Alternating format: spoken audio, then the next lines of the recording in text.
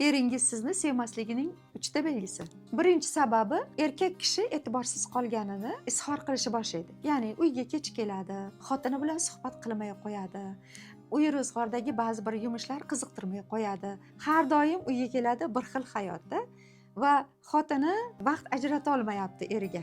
Ajratmayapti emas, vaqt ajrata olmayapti-da. Va keyin erkak nima qiladi? Sekin-astalik bilan ishga beriladi, lekin u dam olish kerak, ilhomlanish kerak, hordiq chiqarish kerak yokida o'ziga nisbatan ishonchini oshirish uchun ilhomlanish kerak-da. Bu borada esa xotin hozircha javob bera olmayapti. Xuddi shu paytda erkak bir ayolni ko'rib qoladi. Uni eri bormi, uni eri yo'qmi? Uni farqi yo'q. Xuddi shunaqa paytda men guruhimizdagi ayollarga maslahat beraman-da. Eringiz oiladan soviyaptimi, uzoqlashyaptimi, hushyor bo'ling.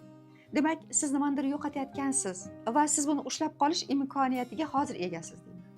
Va ular o'zini o'zgartirishni taklif qilaman.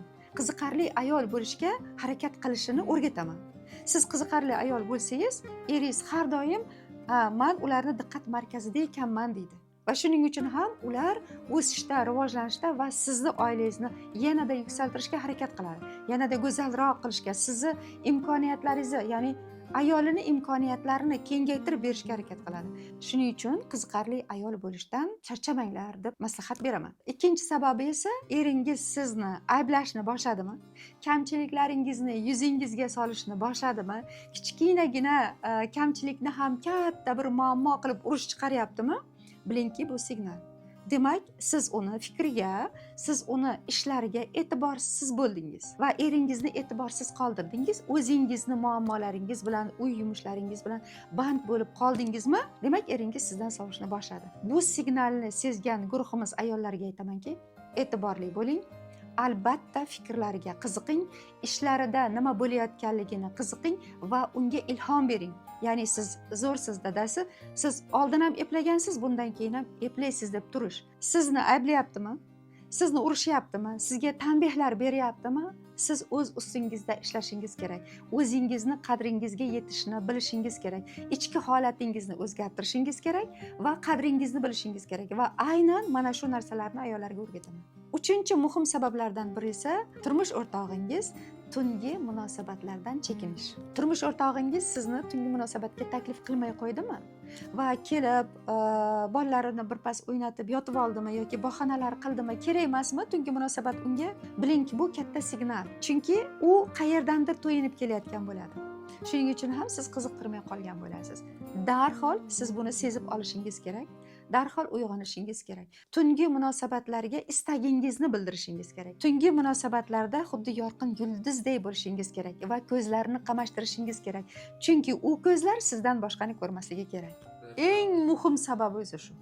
Normalniy erkak, masalan, "Yo'q, men o'zi men unaqa tungi munosabatlarga ishtiyoqim yo'q" deydigan erkak yoki normalniy holat emas, yoki u juda ham ishi bilan band. Bizning eng katta kamchiligimiz bun davomida ishlaymiz, charchaymiz. Uy yumushlaridan ham, balki biz davlat ishida ham ishlashimiz mumkin-da, charchab qolamizmi? Uyga kelganda tunda biz ham orom olishimiz kerak-da. Lekin biz nima qilamiz? Bugun meni erim bezovta qilmasin deymiz. Bugun menga erim tegmasin deymiz. Uyquni yaxshi ko'ramiz va dam olishimiz kerak bo'lgan paytida biz uxlaymiz. Masalan, turmush o'rtog'imiz taklif qilgan paytida ham bir necha marta taklif qiladi. Va biz har doim yo'q degan gapni aytamiz. Va bir kunmas bir kun bizning turmush o'rtog'imiz o'ziga kerakli insonni topgandan keyin bizga taklif ham to'xtaydi-da. Eng katta bizning ayollarimiz kamchiligimiz kunduz kuni charchagandan keyin kechqurun har doim turmush o'rtog'iga yo'q deyishga ko'pincha odatlangan. Siz tungi munosabatga amallab rozi ham bo'ldingiz, mayli, qanchadir vaqtim ketadi, rozi bo'lay dedingiz-da, rozi ham bo'ldingiz. Lekin shu tungi munosabatda o'zingizni baxtli his qilmadingiz, o'zingizni erkin tutmadingiz, tezroq ishini yakunlasin dedingizda chidab turdingiz. Erkak bu paytda o'zini hech qachon hislarini ocha olmaydi. Bu paytda erkaklar o'zini qabul qilinmadi deb hisoblaydi. Bu erkak uchun ham, ayol uchun ham juda ham zararli. Misol uchun nima zarari bor? Ayol kishida ayollik kasalliklari boshlanib ketadi. Erkak kishida asabi buziladi va sizni yomon ko'rishni boshlaydi. Va siz u uchun eng katta dushmanga aylanib qolishingiz mumkin. Haqiqatdan shunaqa. Aynan mana shu intim munosabatlarga ayollarning munosabati qanday bo'lishi kerakligini ham biz o'sha ideal ayol kursimizda berib o'tamiz. Aslida biza mana shu ideal ayol kursida 28 kun davomida ayolni o'stirish uchun, rivojlantirish uchun biz yordam beramiz va ayol haqiqatdan ham shu kursda ochiladi. Agar siz ham ideal ayol kursiga qo'shilmoqchi bo'lsangiz yoki ma'lumot olmoqchi bo'lsangiz, pastdagi link orqali o'tib oling.